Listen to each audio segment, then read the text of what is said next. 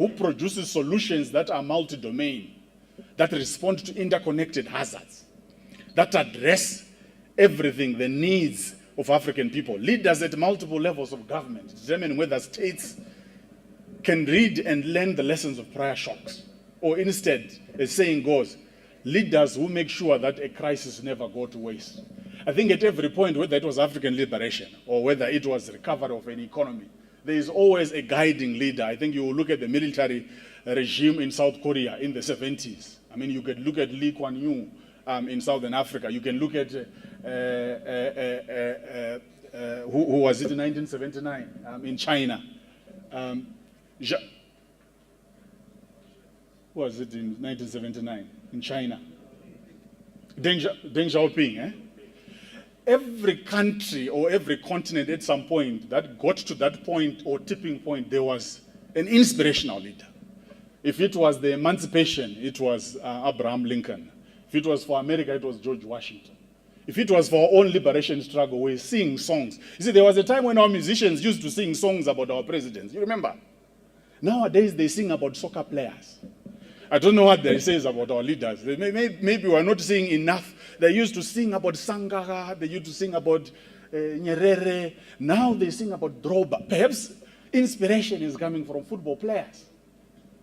It's not coming from parliament. Maybe it's not coming from state houses. All I'm trying to say is at the end of the day, we can talk laws. We can talk policies.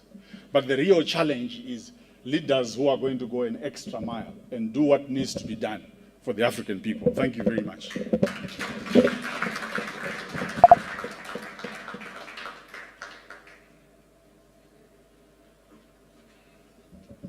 Thank you. That was Titus Gwebende talking to us about the challenges of running our countries, and quite clearly the challenges are very wide. I don't want to repeat anything he said, but to add, undercapitalized economies. Most African nations, you find that the amount of resources you have to finance your national budget is generally around 45% of the budget. 55% comes from foreign financing, grants, and loans. Therefore, you are not in charge, you're not in control. Somebody's telling you how to run your economy because they are funding it. And yet, the resources that are coming out of your country are far more than these small resources you are looking for to finance your budget. Of course, the word corruption has got so many different sides to it. Nepotism, cronyism, these are part of the corruption formula. In Zambia, what we have come up across is the new challenge of the youth. The youth who are far more aggressive than they've been in the past. The youth who have access to social media more than anybody else. The youth are in charge. And I think for many of our countries, the next elections are always going to be decided by the youth. And therefore, there's a new challenge of how do we encompass the youth in our decision-making process. There was a time when it didn't matter. You're a child, your time will come. But the time has come. We look at the basis of what most of our legislators have to deal with here is improving our constitutions, legislating laws that are going to help to make our countries run more equitably, more cost-effectively. I come from the private sector, and in the private sector we always say that rules and regulations are made for bad people. If you have a very good person, I give you $100, go buy something, you buy it, and I know you haven't stolen the change. But the bad person is the one who will refuse to give you the change, the one who will not bring the invoice. And so laws are made for bad people. So even if you have the worst people in charge, if they follow the laws, you are likely to get a reasonably good outcome. And that's why you, the legislators, are so important. We have these challenges in Zambia. We're looking at our constitution and seeing some weaknesses. We have laws that say any public officer who is involved in corruption will be arrested. But we're finding out that there is also something called a state officer, and it's not in the legislation. So if in the constitution that you are holding a state office and you get involved in corruption, the law doesn't touch you. Because the law is saying a public officer, not a state officer. So clearly, we have a lot of things to look at. I just want to find out, are we going to have a little bit of time? Okay. We have a 10-minute, my brother, you need to sit there where you can be seen. You know, when you talk to each other, you have to look into his eyes. So we have 10 minutes to have some comments, questions, answers, clarity, and the floor is open. Titus will be able to respond. Yes, sir. You want to come? Thank you. Okay. Thank you. Oops. Is it working? The mic isn't working, or I can shout. This is mute. Hello? Yeah. Thank you for the presentation. I must say it has been an eye-opener, but probably two issues that we need to expound on. For many years, we have advocated less government. We have always said that we have too much government in Africa, that too much government stifles decision-making and liberties. We have always said too much government stifles personal liberties, stifles ability of society to build systems to respond to crisis and chaos.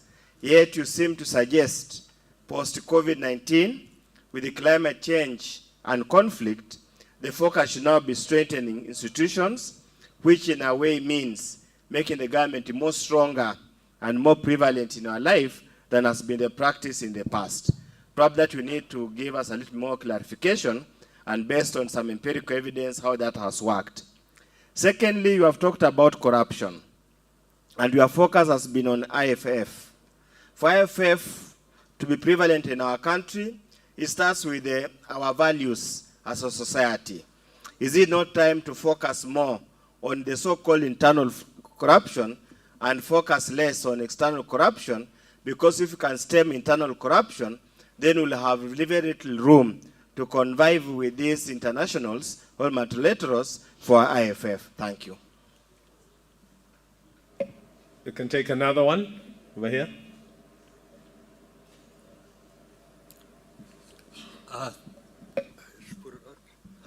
Thank you very much. I was very interested to hear about all the shocks that you shared with us. And some people may not agree with some of the things that you called shocks, and you indicated that the challenge for those who have uhuru is to be able to cope with any shocks that come about as they transform and progress and improve. It is my view that I think we have about 54 African countries. None of them makes the cut or have the resources to cope with any of the shocks that you mentioned and some that you left out.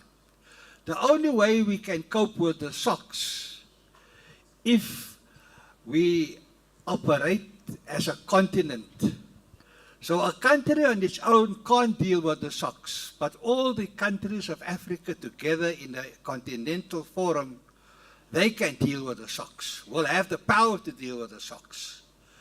So one of the shocks that we've had for many years is the conflict and the decision by the African Union to have a standby force in order to silence the guns. So there is an attempt, although it's a very poor attempt to address conflict in Africa. Now the theme of this conference, we also need a standby force. And why can't Apnifft be a standby force to address the issues that this conference is raising? Because I don't think that you must come to honorable members and ask honorable members, go to your National Assembly, put a motion to Parliament, try and lobby, try and get votes so that you can prepare your country for these shocks. It's a waste of time. It has to be a continental initiative to absorb the shocks. Lastly, you talked about overhauling the international financial architecture. That is anti-revolutionary. We need to have a financial architecture for Africa. To hell with the international world. Let them sort out their own problems. Thank you very much.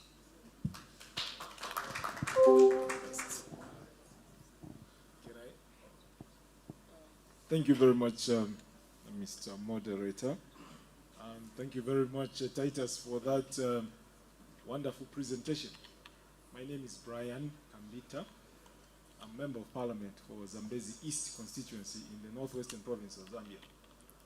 I'm also the chairperson for one of the public accounts committees called the Committee on Parastatal Bodies. Therefore, I have quite some insights in terms of issues to do with accountability, and especially in our local parastatals. I would want to au niveau des sociétés pareilles. I realize that this forum is more discussing issues to do with what affects us here in Africa as regards tax justice. But I'll boil it down to where I feel the problem is, especially having insights in what I see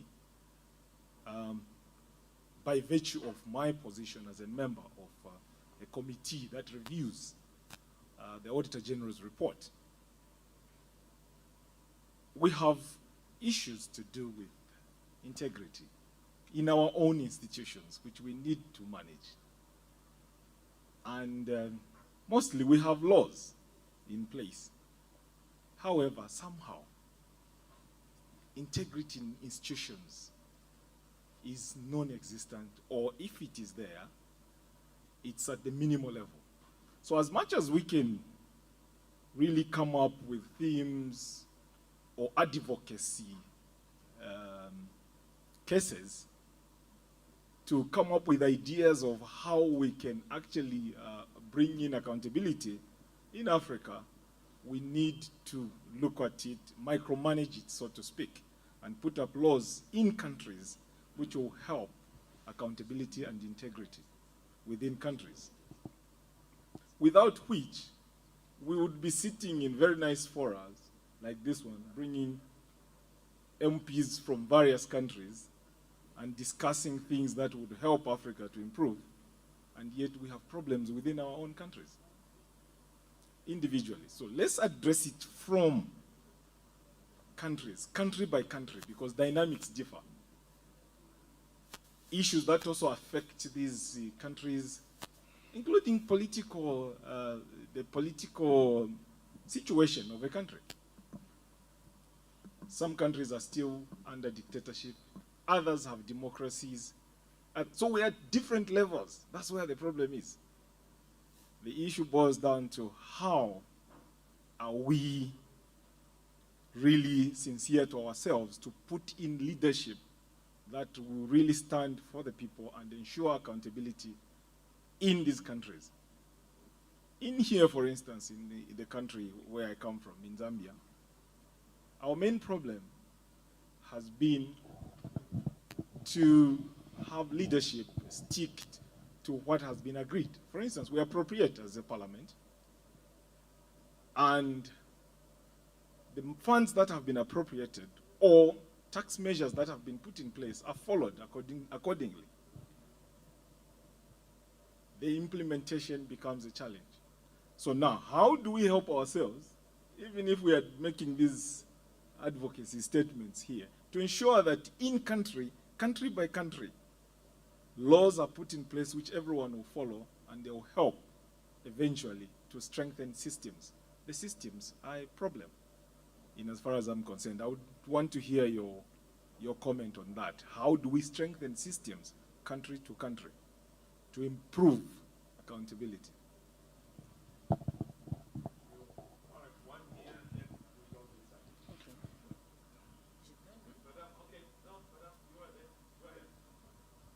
Merci pour la parole. Je crois que les 10 minutes que vous avez données par rapport aux questions ne seront pas suffisantes, vu l'importance d'abord du thème. Vous avez parlé, moi je vais aborder juste sur...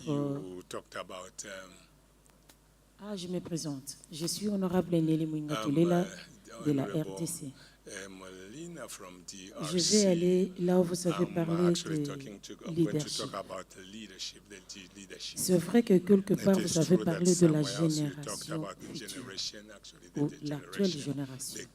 J'ai vu aussi le modérateur qui a plus parlé de la jeunesse. Moi, je me pose la question de savoir ici de quelle jeunesse dont nous parlons. Parce que parler de la jeunesse, on voit aussi cette qualité de jeunes que nous avons. Les systèmes que nous sommes en train de combattre aujourd'hui, c'est un système qui a été déjà élaboré depuis longtemps, qui fait en sorte qu'aujourd'hui, nous sommes tous drogués. Je parle de nous, la jeunesse, drogués par la musique, drogués par la richesse, drogués par l'habillement, drogués par beaucoup de choses. Cette drogue-là fait en sorte que chacun doit chercher de l'argent. Et chercher cet argent-là nous demande de descendre vers la corruption dont vous venez de parler. Cette corruption aujourd'hui dont nous parlons, vous venez de dire quelque part que nous ne saurons pas éradiquer toute la corruption, mais on peut éradiquer la pire forme de corruption. Mais vous oubliez que c'est un système qui a été déjà mis en place, qui est en train d'être, qui continue en fait. Malheureusement, avec ce que nous rencontrons dans le monde, parlons de la modernité.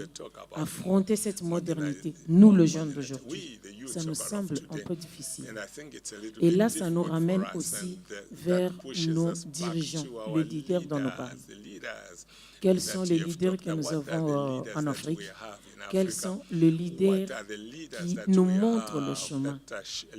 Et je crois que la première des choses, nous devons d'abord faire en sorte que ces jeunes-là qui sont drogués, les responsabiliser. Et cette responsabilité, comme nous venons de le dire, ne peut pas seulement commencer par un pays, mais ensemble dans l'Afrique. Je crois que c'est ce qui est en train d'être dit maintenant. Et ça nous amène à adopter un système, je crois, à partir d'ici. Un système qui va motiver de députés à pouvoir faire quelque chose par rapport aux lois qui doivent être élaborées dans leur pays. Mais nous devons comprendre aussi une autre chose qui est nos gouvernements. Dans le gouvernement, il y a l'opposition, il y a aussi la majorité. Et la majorité prend déjà en charge ces jeunes dont nous parlons aujourd'hui. Ces jeunes-là, le gouvernement continue à les droguer pour qu'ils restent dans cet état. Et croyez-moi, c'est vrai qu'on va faire un grand effort de pouvoir nous relever. Mais semble que ce n'est pas une seule personne, ou deux personnes, trois personnes. La chance est que nous avons déjà dans cette salle plus de 21 pays. Et c'est déjà un go pour nous. Je crois qu'on doit adopter déjà à partir d'ici un système qui fera en sorte que chacun, quand il rentre chez soi, il se dit que voilà le système que nous allons adopter et les transmettre aux autres députés pour que nous puissions changer les choses. Parce que ce que nous discutons ici, la L'Africain connaît son problème. L'Africain maîtrise son problème. L'Africain a des solutions à son problème, mais l'Africain a du mal à mettre en pratique ces solutions. Et commençons déjà à partir de cette salle à trouver cette solution. Et c'est cela qui va nous ouvrir la porte pour aller de l'avant. Merci.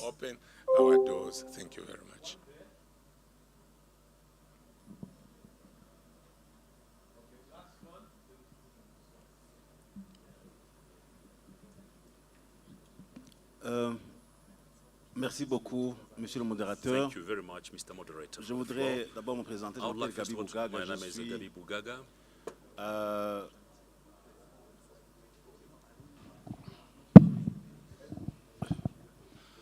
Je m'appelle Gabi Bougaga, je suis porte-parole du président du Sénat du spokesperson of Burundi. the President of the Senate. Je voudrais féliciter I'd like l'orateur to congratulate the speaker pour sa présentation for brillante his presentation, et qui nous a éclairés which has given us a lot of et qui a dressé la oversight situation and que insight nombreux de on pays the address africains on the vivent aujourd'hui.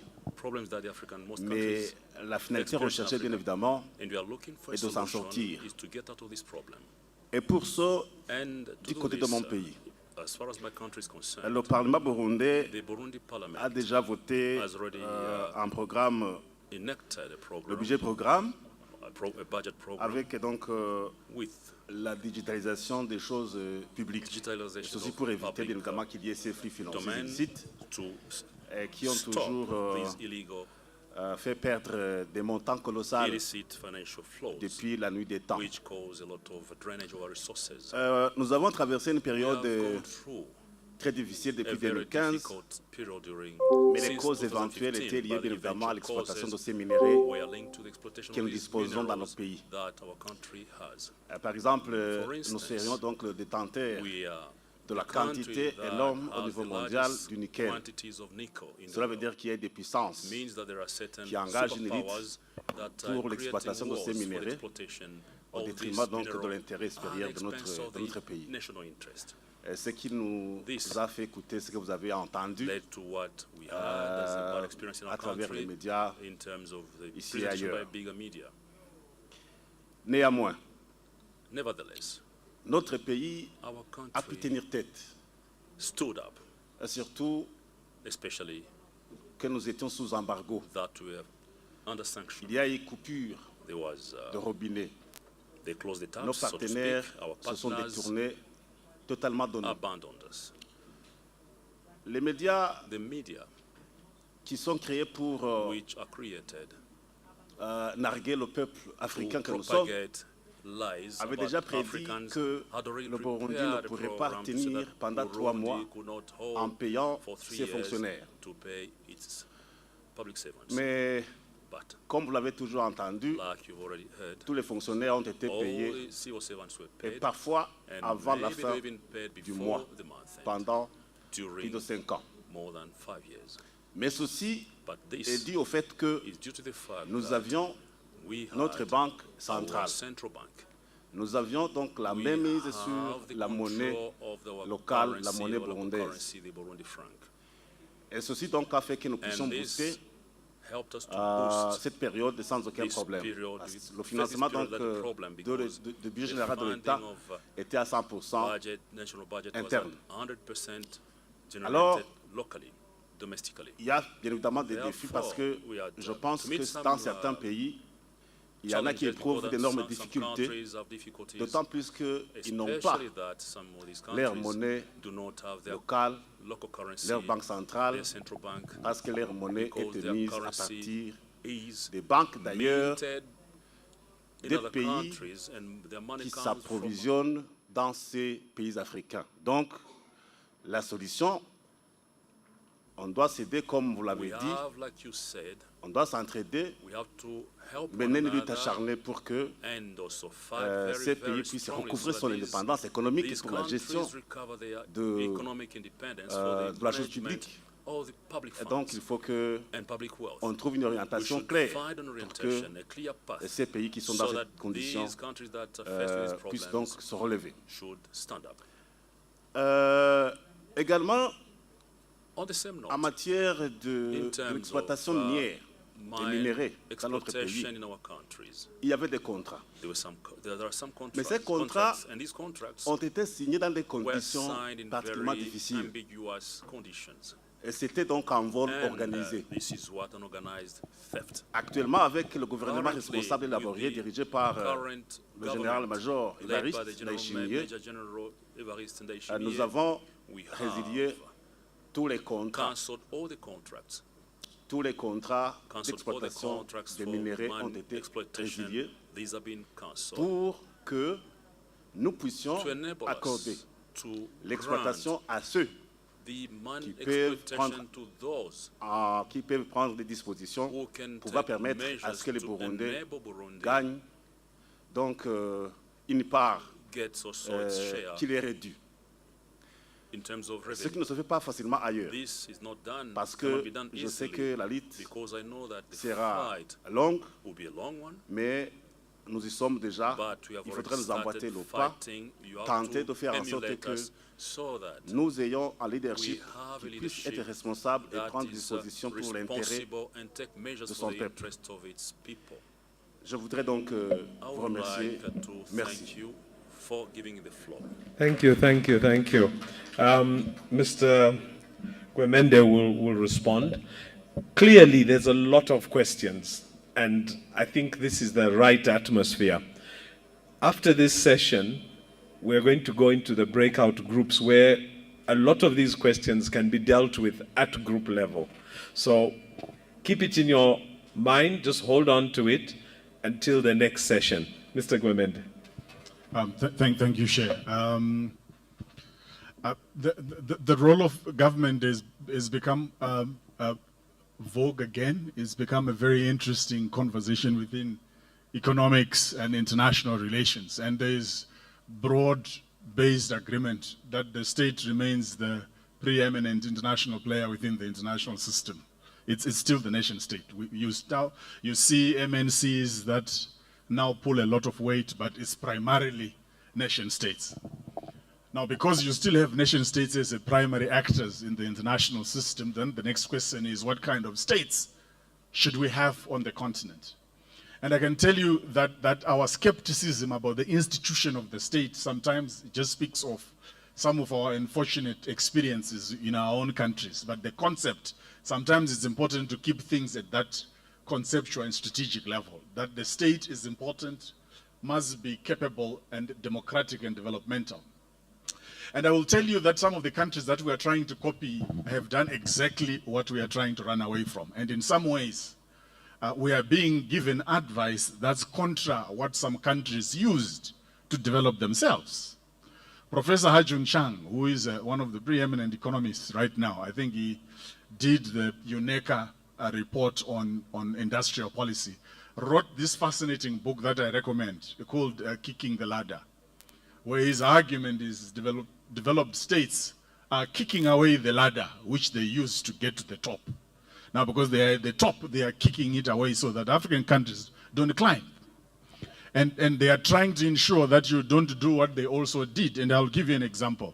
If I mention the internet, we all think about innovation, isn't it? But we forget that the internet is a government innovation.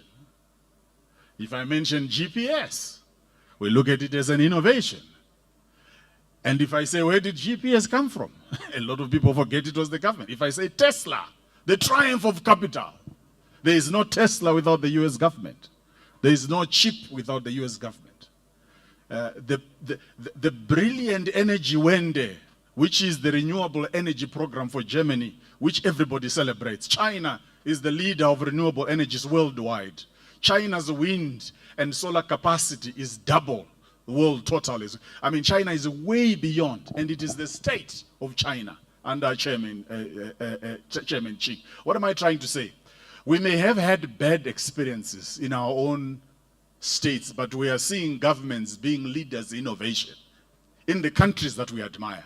Some people may even throw Singapore at me, and I'll say, be careful, people who admire Singapore. Because Singapore is really the state. 22% of the GDP is produced by state companies. Land, I mean, employment. I mean, who is the largest employer in Singapore? So even the countries that we seem to admire, from the US Don't even start talking about Norway, Singapore. I would say, tell me a country from South Korea, Southeastern Asian countries, the state you cannot recover out of a crisis and you cannot move from poverty to prosperity with a weak state. It has to be a strong, democratic, developmental state that is entrepreneurial, can marshal and protect its territories, and can supply and produce routine services to its citizens. If we miss that, and we believe some of this talk around, the state should disappear, there is no evidence of any country that has done that. My last point is, we can even look at facts in our countries. We often confuse a big cabinet and a big state. What we often have are bloated cabinets, not big states. It's a bloated cabinet and a very weak and absent state. When I'm talking about the state, I'm talking about those public services that everybody uses, like teachers. I mean, in your province, how many teachers per students? Policemen, how many policemen per province? Healthcare workers, postmen. When you start looking at it at that local level, that's where you see that our states are very weak. And what we need is to redouble our efforts so that we supply routine services to our people. Increase innovation. This is what every country that has developed has done. And that's what all the leaders in innovation from Israel to Singapore to everything, that's what they have done. Now, on IFFs, on corruption in general and IFFs, Daniel Kaufman, who is one of the fathers of the anti-corruption movement, he's one of the co-founders of Transparency International, says you cannot fight corruption by fighting corruption. What he's basically saying is often we don't address the problem. We just create a layer of problems. And I come from the anti-corruption. My first job was with Transparency International. So I'm happy talking about anti-corruption issues.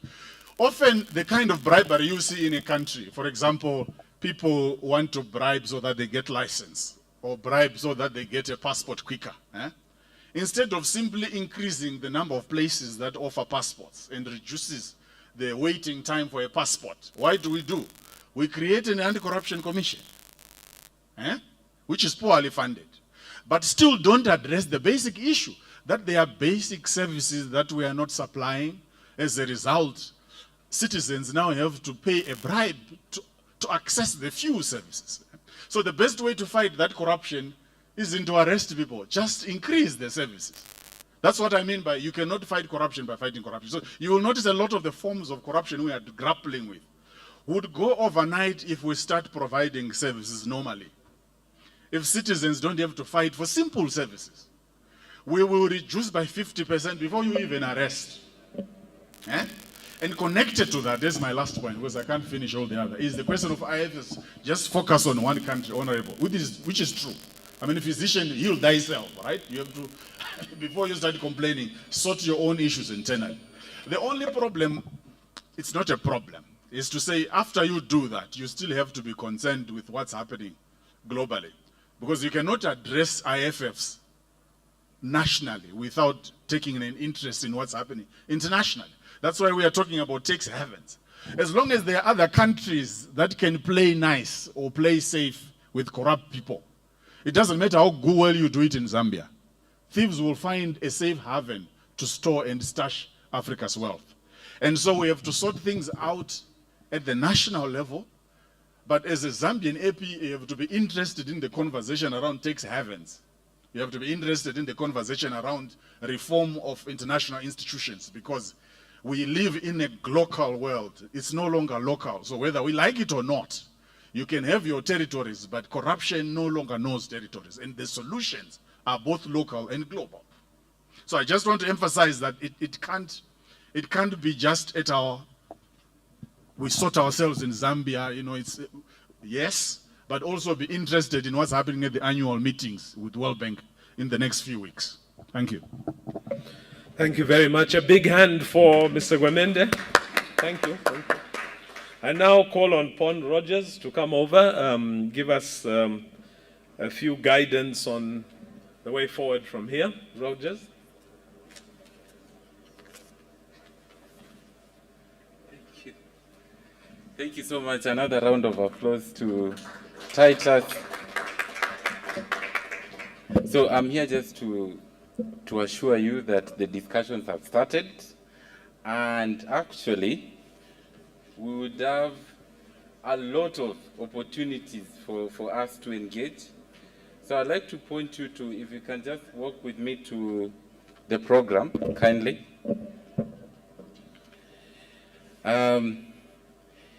So after this, immediately after this, we are going to have a group photo together, all of us. After, we will do tea, and I will request we do tea in 20 minutes or 25 minutes. Then after that, we are going to have very interesting discussions. So from our interactions, from the different national caucuses, there were four main areas or four main issues that kept on coming up. The first one is the issues of contract, the mining contracts. So countries like DRC, the exemplary work they did last year, I think all of us learned about the presidential directive to cancel all Chinese contracts in DRC. The wonderful work that was done by our members of parliament. We've seen some discussion around a lot of investors who come to mine our gold, who come to mine maybe copper, the Zambian here, the Zambian team. So you have all this. What is your role as a parliamentarian? So we have Mr. Mutuso, that's a tongue twister to me. But he's the director of Zimbabwe Environmental Law Association. So we'll be here to have a candid discussion. So these particular areas are based on passion. So I'd like you to take your time and look at this, because this will be breakout sessions. So breakout one will be on understanding the role of parliamentarians in mining contracts. So if that is your interest area, please, you will be here. And if you are interested, we've been discussing on issues around financing for healthcare. I think I was really concerned in the last year or so, because our working with you, together with other programs that we lead, we've been moving around a lot. And I remember some staff members somewhere, we were caught in a certain country, we were moved to a military camp, and there were no drugs. So all of us, people who had COVID, who didn't have COVID, you are lumped up together, because the countries that we are going to were struggling to get the basic minimum of health care in a very good country I don't want to mention. So the discussion around how do we innovatively finance for health care in our countries. I have seen discussion around universal health coverage in Kenya. We were here in Zambia, and the same discussion was happening. We were in Nigeria, Professor Oluoke. I don't know if you are here. Again, the discussion around universal health coverage has come up. In South Sudan, Professor Oliver Mori and Professor Nuna, they were leading that discussion around how do we sustainably raise money for the healthcare sector. So if you are interested in that particular area, we have a specialist here. He is called Herriman Moono. He's a healthcare financing specialist for Zambia National Health Insurance Management Authority. He's a brilliant individual. I know he's advising governments right now, he's traveling a lot, and we'll have the pleasure of having time to engage and to find practical solutions in that area. Then after break, after lunch, there have been some discussions here around the issues of free trade.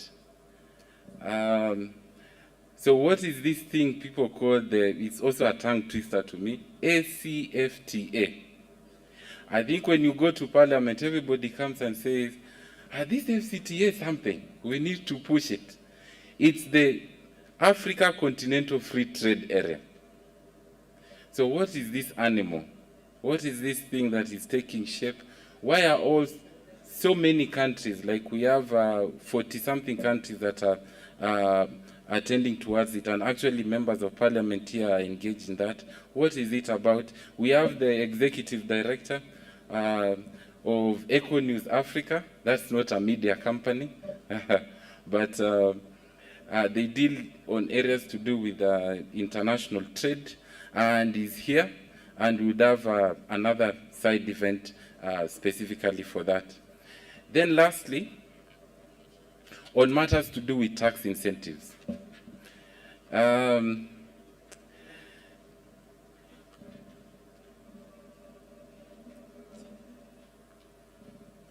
Good, thank you.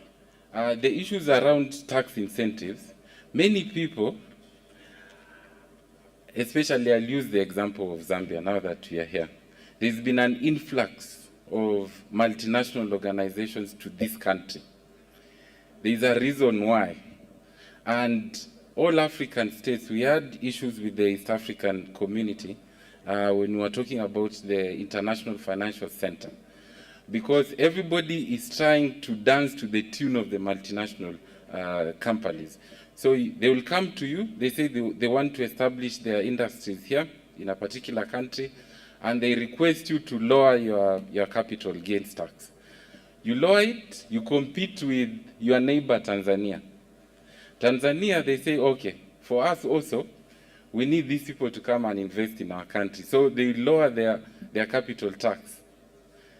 They go to Rwanda. So what I'm saying, at the end of the day, we end up losing as Africa. And that has been the story, especially with the issues to do. I'm happy we have people from Mauritius, the issues of zero taxation, the tax havens and all that. So if you are interested in that particular discussion, we are going to have Thulani Nsongwe. He's a senior manager at the Africa Tax Administration Forum, and he's going to help us with that. So I'll stop at that and invite all of us to go outside for the group photo. Then after the group photo, so we would have the team on understanding the role of parliamentarians. After tea break, we will meet here. And the other team that will be discussing around innovations in financing for healthcare sector, we would have another room the other side. I have a final announcement that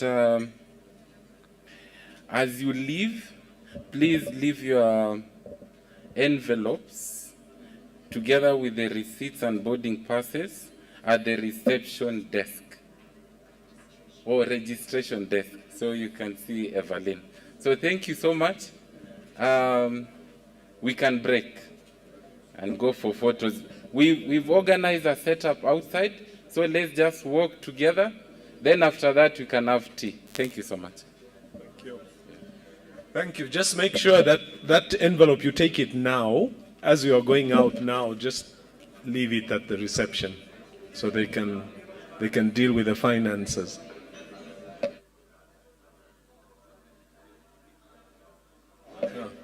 You don't have to carry your bags or anything. This room is very safe. There's security here. So just leave your bags behind.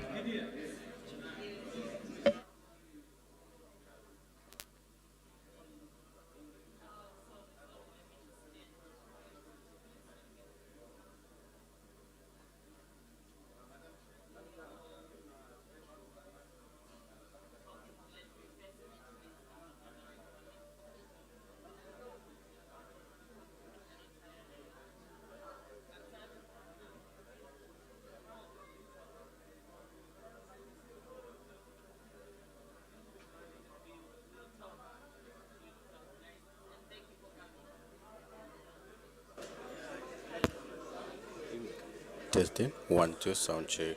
1, 2. Hello. 1, 2. 1, 2.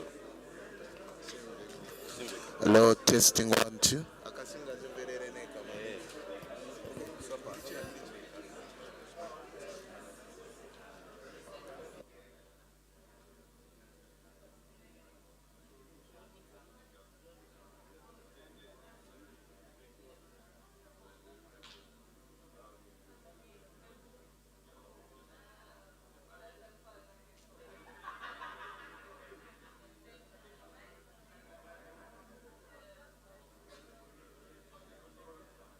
DJShinsky.com.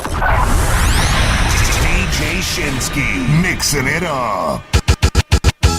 Là où veut nous qui aller, anti-côté m'occuper, anti-côté qui caché, civilisation pas mal. Là où veut nous qui aller, anti-côté m'occuper, là où veut nous qui aller, anti-côté m'occuper, anti-côté qui caché, civilisation pas mal. C'est où salon qui mène, la pomme pas qu'à trouver. Doit de nous que goûter, on qui j'en ai un petit secret, oula.